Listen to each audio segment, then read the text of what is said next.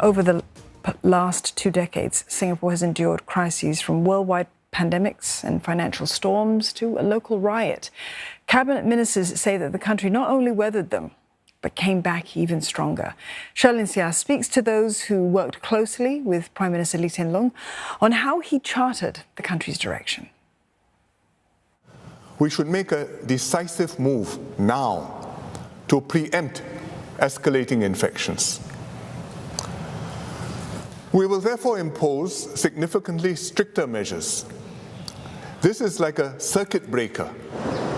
In just 24 words, life changed in Singapore. On a level never seen before, everything came to a halt to combat the spread of COVID-19. With streets empty and shutters closed, Deputy Prime Minister Hsien says such unprecedented moves could only have been made by having public trust. And particularly, people had faith in Prime Minister Lee Hsien Loong. The fact that he is so well trusted by the people made a difference.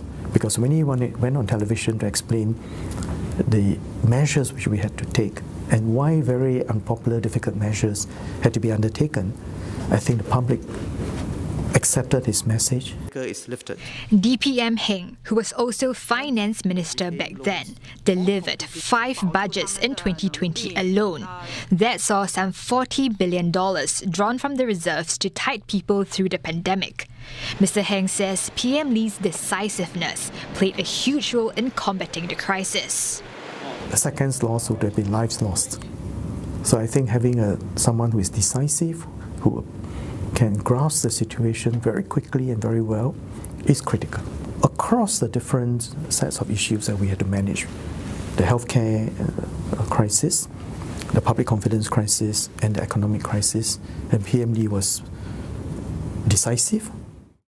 During the height of the pandemic, cabinet meetings were held every couple of days, a step up from the usual weekly sessions. Law and Home Affairs Minister K. Shanmugam gave insight into these meetings. No matter how technical or complicated the topics were, he says PM Lee could understand every intricacy.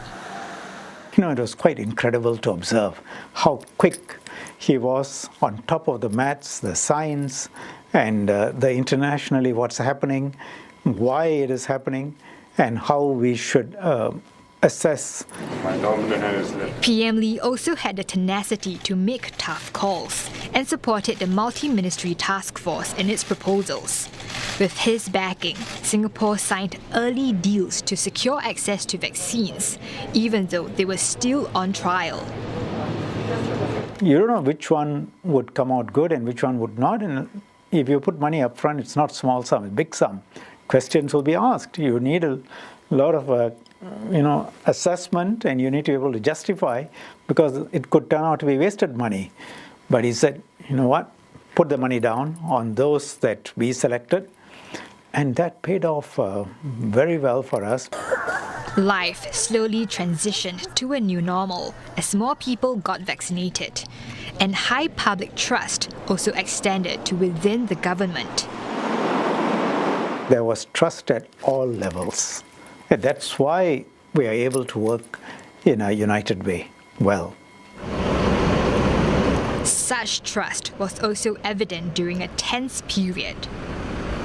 The Little India riot in 2013, involving some 300 migrant workers in what was Singapore's worst bout of violence in decades. 1 or 2 days after that, he was meant to go on a trip. So we discussed it, and he said, he's going, he will leave it in my hands.